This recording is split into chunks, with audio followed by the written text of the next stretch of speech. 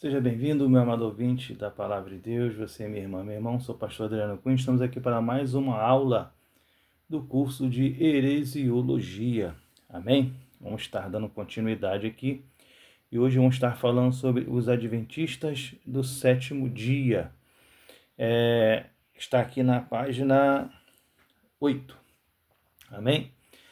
William Miller, 1782 a 1849, um pastor batista, chegou à conclusão que Jesus voltaria em 1844, a partir dos seus estudos dos livros de Daniel e Apocalipse. Miller conseguiu reunir muitos adeptos que frequentemente se prepararam para o juízo final.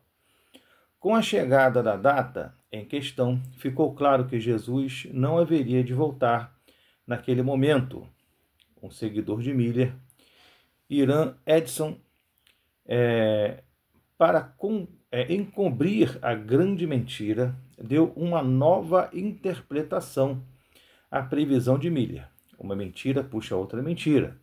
Ele disse que Jesus nesta data, havia voltado ao seu santuário e iniciado uma nova fase do seu governo, uma fase mais voltada para a investigação. Então, irmãos, nós vemos aqui que essas pessoas, mesmo com muita desagregação, né, vamos dizer assim, com muita desorientação, pessoas que você vê que eram assim, claramente desequilibradas e loucas, elas conseguiam reunir seguidores, né? E hoje também não é diferente. A gente vê aí o pseudo-evangelho, a pseudo-religião, trazendo aí várias loucuras, e as pessoas seguem isso aí, acham que estão, sei lá, seguindo a Deus, não sei. Mas, assim, indo na contramão da Bíblia, acrescentando coisas que a Bíblia não diz, eu não sei onde essas pessoas querem chegar, mas elas conseguem adeptos. E nós vemos que uma mentira, ela chama outra mentira, e por isso que a verdade sempre é o melhor caminho. Talvez a verdade não seja o caminho mais agradável, mais cheio de amigos, mais popular, mas é o caminho que leva para o céu. Então, é o caminho que serve justamente a verdade. Amém? Apesar das previsões mentirosas e representações esfarrapadas, as ideias de Miller resistiram. Uma mulher chamada Ellen G. White, né, que é a famosa Ellen White, 1827 a 1915, disse ter recebido novas revelações acerca do movimento iniciado por Miller. Logo, ela foi aceita como profetisa e as suas revelações eram tidas como doutrina. White escreveu bastante, contribuindo assim com a consolidação das doutrinas adventistas. O adventismo adotou a guarda do sábado. Para eles, este era o grande diferencial da verdadeira religião. Então, essa Ellen White, né, ela também influenciou bastante ali a doutrina adventista. Então, nós vemos aí os adventistas que têm as profecias, os ensinamentos de White, também como algo sagrado, equiparado à Bíblia Sagrada. Nós vemos aí um famoso arqueólogo aí, né, o Rodrigo Silva, se eu não me engano é esse o nome dele mesmo, que aparece na televisão, eu não acompanho muito. Ele é adventista. Ele, como arqueólogo, é um bom profissional, mas a nível de Bíblia, de doutrina, não é saudável ouvir os seus ensinamentos, amém? Porque vai levar você para algo que a Bíblia não diz. As crenças do movimento renovado. A nova fase do governo de Cristo volta para a nova fase do governo de Cristo, voltada para a investigação, ou seja, Cristo tem investigado, seus cristãos têm condição de ter os seus nomes escritos no livro da vida. Né? Isso aqui segundo a cabeça deles, tá? Segundo a doutrina deles, segundo o ensinamento deles, que eles acham que Cristo está numa fase de investigação, né? Assim, bem Sherlock Holmes. A guarda do sábado, com um grande diferencial da verdadeira religião. Então, eles guardam o sábado e eles falam que quem guarda o domingo é do demônio. Então, nós estamos todos lascados na visão dos adventistas, né? Creem que as almas dos ímpios são destruídas e as dos justos dormem até o dia da ressurreição, né? A Bíblia diz que existe a alma, né? O espírito, vamos dizer, o espírito ele é imortal. Aonde o seu espírito vai viver a eternidade, você que vai determinar aqui com a sua vida, com as suas atitudes, se você aceitou a Jesus, se não. Então isso aí que vai definir aonde o seu espírito vai viver a eternidade. Amém? Não é que a alma vai ser desfeita. Você vê que muitas das seitas, né, elas acreditam nisso, que a alma vai se desfazer. Acho que vai ser um consolo para eles que se eles estiverem errados, né, não vão ficar ali no sacrifício eterno, ali na penalidade eterna. Amém? Observam a lei, guardam as leis dietéticas judaicas, ou seja, eles não conseguem entender que o cristianismo ele foi conquistado com um preço muito precioso, com um preço muito caro, né? A morte de Cristo na cruz e o derramamento do seu sangue, seu sofrimento. Ali quando Cristo levanta o cálice, ele fala, essa é a nova aliança firmada no meu sangue. Tudo que estava no Antigo Testamento fica para trás. A partir dali, a nova lei é Cristo, tá? O ensinamento de lei. Então o que acontece? O Antigo Testamento é importante, sim, a nível moral, a nível histórico, a nível de comparativo, para se comparar o cumprimento das antigas profecias, né, das profecias do Antigo Testamento, se cumprindo no Novo Testamento, né? E a nível de você ter um conhecimento, um arcabouço histórico, de você entender, mas a nível de doutrina, para o cristão é de Mateus para frente. Você não pode aplicar uma doutrina judaica, até porque nós não somos judeus, para uma igreja cristã. Aí você está levando Jesus à cruz novamente. Você está crucificando novamente Jesus. Você está invalidando o sacrifício de Cristo, que ele conquistou para você a liberdade, a salvação, né? Na cruz do Calvário, uma nova aliança a qual te uniu com Deus. Então, nós não podemos fazer isso. Temos que respeitar a Cristo. A lei do crente é Cristo. Amém? A lei do crente é Cristo. A pessoa não consegue seguir o Novo Testamento, vai conseguir seguir o Antigo? Não vai. Não vai. Muitos líderes evangélicos têm aceitado os adventistas como uma igreja evangélica, mas isso é muito perigoso. É verdade que muitos líderes adventistas têm se voltado para Deus, mas enquanto isso não for feito de maneira total e verdadeira, os adventistas continuam a não ser evangélicos, tá? São um segmento que não são evangélicos. Então as pessoas têm essa confusão, acredita que os adventistas são evangélicos, mas eles não são evangélicos, eles são pseudos, como também os mormons, como também os testemunhas de Jeová, tá? Então você vai entender isso quando você começar a comparar as doutrinas adventistas com a Bíblia Sagrada. Não bateu com a Bíblia, não tem nada a ver com Cristo, não tem nada a ver com o Evangelho, não tem nada a ver com a Igreja Evangélica. Amém? Vamos estar falando sobre os mormons, tá? Gostaria de iniciar esse texto dizendo que eu nasci mormon e que conheço bem a estrutura dessa religião. Na minha infância e até a minha pré-adolescência, eu frequentei a igreja mormon com os meus pais, né? Meus pais frequentavam a igreja mormon e ali eu tive um conhecimento muito grande dessa religião, na verdade. Os mormons, ou a Igreja de Jesus Cristo dos Santos dos Últimos Dias, foram fundados por Joseph Smith Jr. Ele viveu de 1805 a 1844, na América do Norte. Smith veio de uma família muito pobre. Cresceu longe da verdade. Quando criança, seus pais mudaram-se por várias vezes. Talvez ele tenha sido um jovem muito só e por isso muito sonhador. Ainda muito jovem, ele disse ter se decepcionado com as religiões que conhecera. Neste período, alega ter recebido uma visão espiritual do pai e do filho, que lhe denunciaram a falência de todas as religiões. Então, irmão, você vê que muito desses fundadores dessas pseudo-igrejas evangélicas, eles tiveram ali uma infância conturbada, não tiveram uma preparação muito boa. Você vê ali mesmo com o próprio fundador dos adventistas ali, que ele não se conformava com o evangelho, não se conformava com a igreja de maneira nenhuma, e ele criou uma nova igreja diferenciada para ele, uma outra realidade segundo a sua própria cabeça. Então, irmão, as coisas não funcionam conforme a nossa cabeça, conforme a nossa interpretação.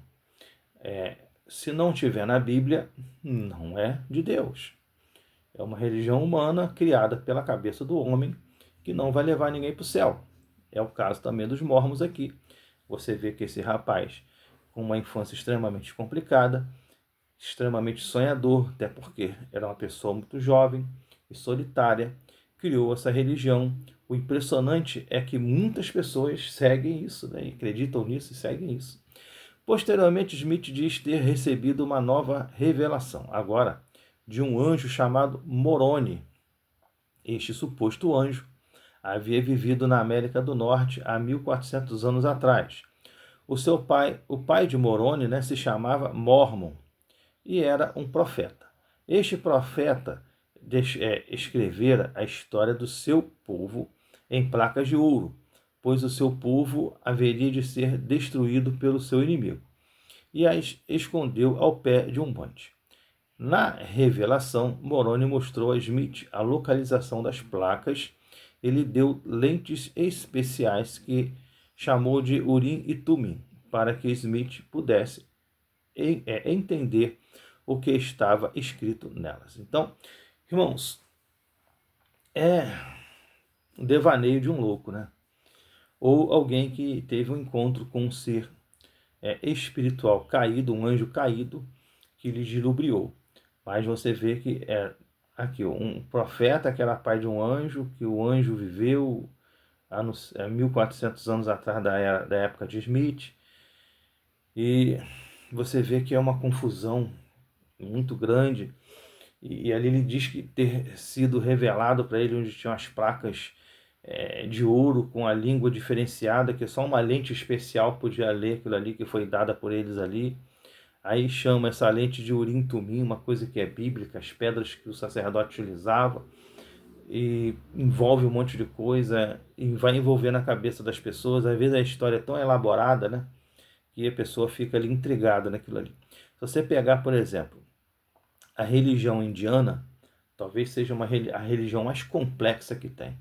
Tem um livro chamado Mahabharata, que ele fala da religião indiana, que é o livro sagrado deles. É uma complexidade danada, são deuses e várias histórias, e a pessoa acaba acreditando naquilo ali. São coisas muito diferentes. E você vê o Smith aí levando um monte de gente aí para onde ele foi, né? Smith diz ter traduzido a obra com auxílio de um amigo e então devolvido a mesma para Moroni, né? Pegou ali a lente e devolveu para Moroni, lá, o suposto anjo. Ele intitulou essa tradução como Livro de Mormon. Smith publicou este livro em 1829. Por muitas vezes estive com este livro em minhas mãos, realmente estive. Eu achava interessante a figura do anjo Moroni na capa, tocando trombeta. Minha mãe foi professora da escola dominical desta religião e meu pai um membro ativo. Os mormons são bem estruturados, possuem corpo ministerial, escola dominical, cultos regulares, retiros, etc. Ou seja, eles, assim, na sua base de estrutura organizacional, eles são bem parecidos com a igreja evangélica, tá? Só que as doutrinas são completamente diferentes. Por mais fantasiosa que seja a história criada por Smith, ele reuniu seguidores, né? Essas pessoas sempre conseguem reunir seguidores. Hoje também não é diferente. A pessoa abre uma suposta igreja ali, um monte de doutrina louca, inventa um monte de coisa, bota um monte de coisa que não tem na Bíblia, e sei lá, e começa a juntar gente, é uma profetaiada para lá, profetaiada para cá, e vira cambalhota e planta bananeira. Eu fico imaginando, irmão. Apóstolo Paulo disse o seguinte: seja meu imitador como eu sou de Cristo. Você já conseguiu imaginar Jesus gritando, berrando, plantando bananeira, virando cambalhota, fazendo esse monte de revelação que esse pessoal vê aí? Não consegue imaginar Jesus fazendo isso? Eu não consigo, gente. É assim, a gente tem que ter consciência. O apóstolo Paulo mesmo diz, né? O culto ele tem que ser racional. Eu adoro com o meu espírito, mas também com a minha mente. Tem que ser racional, gente. Tem que ter lógica, tem que ter realidade, né? A gente não pode se prender a coisas fantasiosas, a coisas emotivas. A Bíblia é um livro de fatos, são verdades. E ela não pode ser mudada. A verdade não pode ser mudada, né, gente? Um sapato, ele sempre vai ser um sapato. Você pode até achar ou querer que aquele sapato seja uma árvore. Mas independente do que você quer ou deixa de querer, ele vai continuar sendo sapato. Entendeu? Vai continuar sendo sapato. Essa é a verdade, é o princípio da verdade. Você não muda as coisas.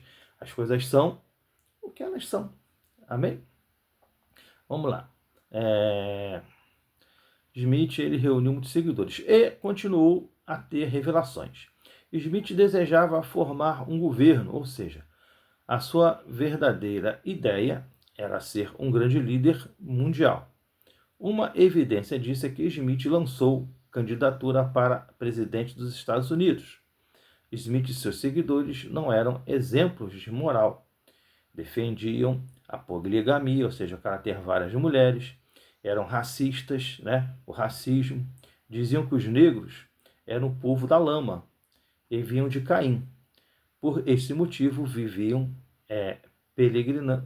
peregrinando até chegar ao estado de Illinois, onde formaram uma cidade, Nauvoo. Mesmo lá, eles foram acusados de imoralidade, poligamia, etc. E de dar acolhida a fugitivos da justiça, por talvez acreditarem que ali era uma espécie de cidade de refúgio. Então Smith e seu irmão Hiram foram presos e assassinados a tiros por um grupo enfurecido. Após a morte de Smith, a igreja se dividiu. Um grupo seguiu Brigham Young, que foi um dos grandes líderes dessa religião, né? O fiel seguidor, e o outro ficou com o filho de Smith. Posteriormente nasceram várias outras ramificações deste grupo. Então, você vê que eles tinham várias loucuras, acreditavam em poligamia, eles eram extremamente racistas, eles acreditavam que os negros eles era o povo da lama, né? Era o povo da lama. Se você pegar e fizer uma pesquisa pelo DNA histórica dos povos do mundo, você vai ver que todos eles culminam em um só ancestral, ou seja, todo mundo veio do mesmo ancestral, gente. O homem ser negro, ser baixo, ser asiático, ser amarelo como o japonês, né? Ser moreno igual os filipinos, igual, né? O pessoal ali do Oriente, ali, os indianos, negros também, têm um cabelo liso, mas também são negros. Isso aí é condição climática e atmosférica ali, da condição do local. O homem ele vai mutando e vai se adaptando ao meio a qual ele vive, ao meio ambiente a qual ele vive. Aquele que está exposto a mais sol, a pele, Deus deu esse poder ao corpo humano de se adaptar. Vai gerar mais melanina, vai gerar menos. Então, é um processo longo que acontece para que o homem venha a se adaptar. Mas todo mundo é igual. Todo mundo é a mesma coisa. Não existe raças, existe a raça humana. Todo mundo é humano. Se você pegar um japonês, se você viu que um japonês casou com um africano, vai ter filho e os filhos vão ser férteis e vão ter filhos, não vão ser híbridos, não vão ficar estéreis. Não, é a mesma raça, gente, é a mesma coisa. É a mesma coisa. Então você não tem por que a pessoa ter essa ideia de racismo, isso é uma coisa muito boba, pequena, de uma mente muito conturbada, né? Mas a gente fala assim, mas lá nos Estados Unidos ainda existe muito esses tabus, né? E esse pessoal de 1800 e pouco era bem mais complicado, vamos dizer assim. Então, se você pegar ali e for regredindo ali os ancestrais, né, dos povos, né, que foram ali para a África, você vai voltando, você vai voltando, você vai voltando, você vai voltando, e você vai chegar ali em Noé. Todo mundo vai chegar em Noé. Todo mundo vai chegar em Noé, tá? E todo mundo vai chegar num ancestral comum, que era Noé. E após Noé, você vai ver os outros ancestrais até chegar a Adão. Então, irmão, tem esse negócio. É complicado, mas existiu isso, né? Existiu isso e essa era a filosofia. Hoje nós vemos aí os mormons que andam sempre de dois, né? Só usa aquela tarjazinha preta aqui, camisinha branca com a, com a manga curta, né? Com gravata. Os missionários deles se vestem assim. Hoje você vê pessoas morenas, pessoas negras até no meio deles, mas antigamente não via. Eles mudaram alguma coisa, eles sempre estão mudando, né? Que bom que quebraram um pouco essa coisa. Não acompanho hoje de perto, né? Mas na época que eu era criança, que estava lá, existiam realmente esses ensinamentos loucos.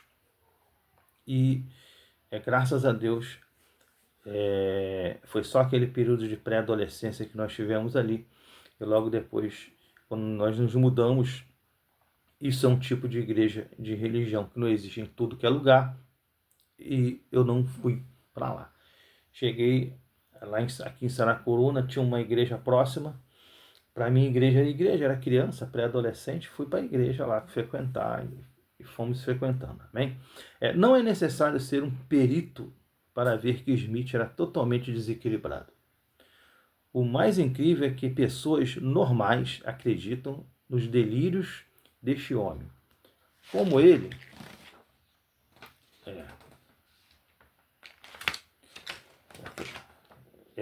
um homem como ele, né? As pessoas normais conseguem acreditar nos delírios de um homem como ele. Então, irmão, você vê que tem gente, irmão, que segue qualquer coisa. Assim, coisas muito loucas que não tem pé nem cabeça, a pessoa consegue seguir. E a gente vê que hoje não é diferente, só mudou a embalagem. Você vê o pessoal abrindo religião aí, igreja aí, fala que é evangélica, mas é uma coisa que está totalmente longe da Bíblia. E tem gente lá seguindo, misericórdia. A gente fica impressionado. Gente, o pessoal tem preguiça de ler. A Bíblia está aqui, velho. Lê, pede graça ao Espírito Santo. A Bíblia diz que o Espírito Santo dá entendimento. Pega e lê, deixa do Espírito Santo usar você, né? Abençoar a sua mente. Todo mundo tem capacidade, e o Espírito Santo dá mais capacidade ainda de a gente compreender a Bíblia Sagrada. Você quer um privilégio melhor do que isso? Você lê um livro com o autor do livro te elucidando ali o que está escrito? Por favor, gente. A Bíblia é fundamental. Veja abaixo os principais ensinamentos dessa religião.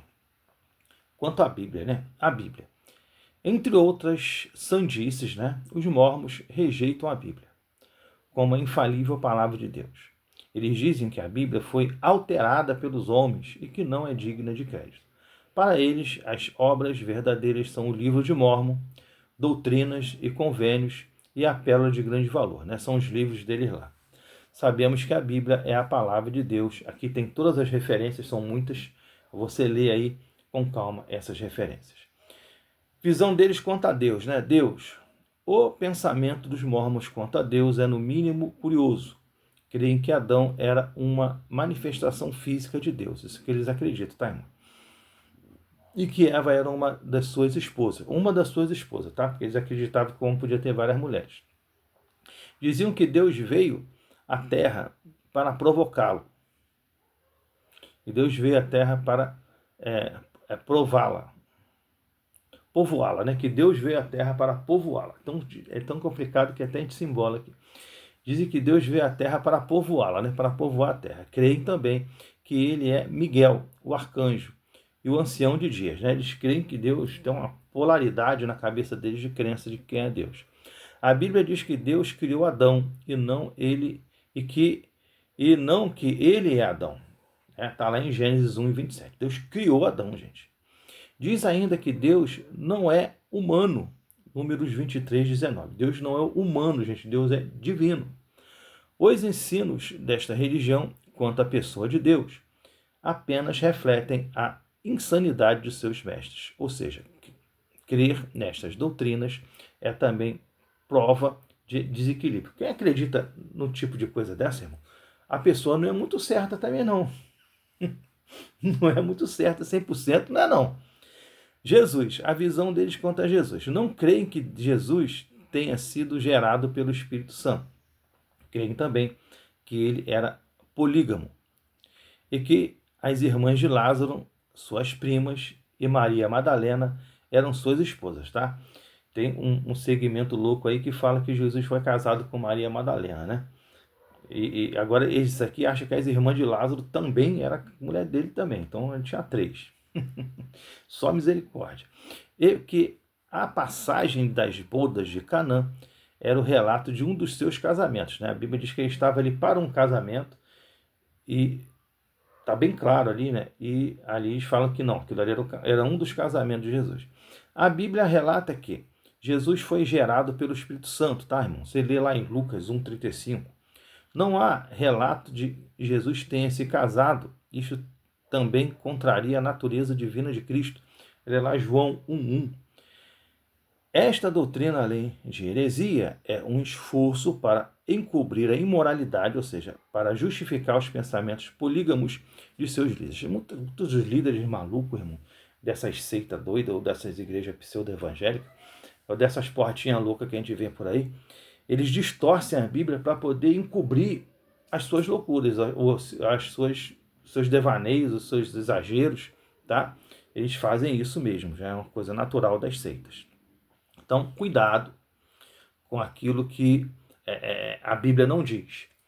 Se a Bíblia não diz, é porque não existe, tá? O que é para existir para a igreja, está na Bíblia. Ponto final. A igreja, o que eles compreendem como a igreja? Creem que a única igreja verdadeira é dos mormons, tá? O resto está tudo perdido. Pois a igreja de outrora já foi expulsa da terra. Dizem que o profeta Joseph Smith é o arauto de Deus. A igreja foi estabelecida por Cristo e ele e mais ninguém é o seu pilar, tá? A igreja, irmão, foi estabelecida por Cristo. Lê lá Mateus 16, do versículo 16 ao 18. Jesus se identifica com a sua igreja. Dá uma lida lá em Atos 9, versículo 4 e 5. A única igreja verdadeira é a igreja de Jesus. A igreja de Jesus é a que segue os seus mandamentos. Então, irmão, a igreja de Jesus, existe a instituição chamada igreja. Todos nós, muitas das vezes, ou deveríamos, participamos de uma instituição chamada igreja. Assembleia de Deus, Batista, Presbiteriana, são uma coisa, uma organização humana, embora sarrafiada pela Bíblia, pela doutrina, pela verdade, ou se não deveria. Então são igrejas evangélicas pessoas que pensam igual, que se reúnem ali para adorar juntas. E existe a igreja de Cristo, o corpo místico de Cristo, que não tem religião, que não tem doutrina, que não tem nome, entendeu? São os verdadeiros adoradores que adoram a Deus em espírito e em verdade. Onde estão esses verdadeiros adoradores?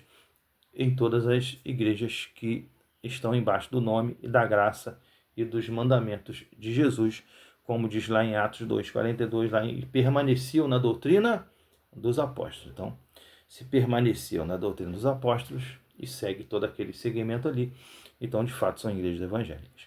Amém? Batismo pelos mortos. Olha que coisa louca, né? Creem no batismo pelos mortos. Não existe evidência bíblica desta prática. Ou seja, esta prática não é de Deus.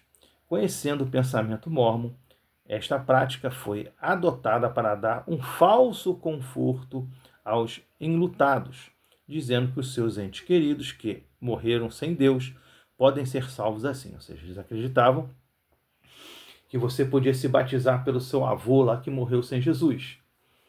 E ele estava salvo. Era mais ou menos isso aí, tá bom? E é uma coisa muito louca, a Bíblia não fala nada sobre isso. Então, coisas que eles introduzem na mente das pessoas e que não tem nada a ver com Deus. Casamento. Embora creiam na poligamia, aceitam o casamento como um acordo divino, mas para eles, os que são casados aqui, também são na eternidade. A Bíblia nega esta afirmação. A palavra ensina que na ressurreição seremos como os anjos, que não se casam e nem se dão em casamento. Lê lá Mateus 22, 30. Então eles acreditam que você está casado aqui, lá na glória você vai estar casado também. Mas a Bíblia fala justamente o contrário, que isso não vai acontecer. Amém? Castigo eterno. Negam um castigo eterno, como todas a maioria das seitas fazem. Dizem que Deus é eterno. Então todo aquele que é castigado por Deus recebe castigo eterno. Né? Isso na cabeça deles faz sentido, mas mais de ninguém faz. Sabemos que o castigo eterno está previsto na Bíblia. Está lá em Mateus 5, 22, 25, 41 e 46 e um monte de referência que eu botei aqui, como também, né, um monte de referência que eu botei aqui quanto ao gozo eterno, quanto à salvação, como também o gozo eterno. Você vai ver que um monte de referência e você dá uma lida aí para você entender que existe castigo eterno, mas também existe o gozo eterno também. Amém? Bom, concluímos mais uma aula, uma bênção, né? Espero que você tenha entendido um pouco sobre a complicada mente dos mormons aí, tá? Dos adventistas do sétimo dia também. Doutrinas assim bem complexas. E na semana que vem nós vamos estar falando sobre o catolicismo romano. Que Deus te abençoe, em nome de Jesus.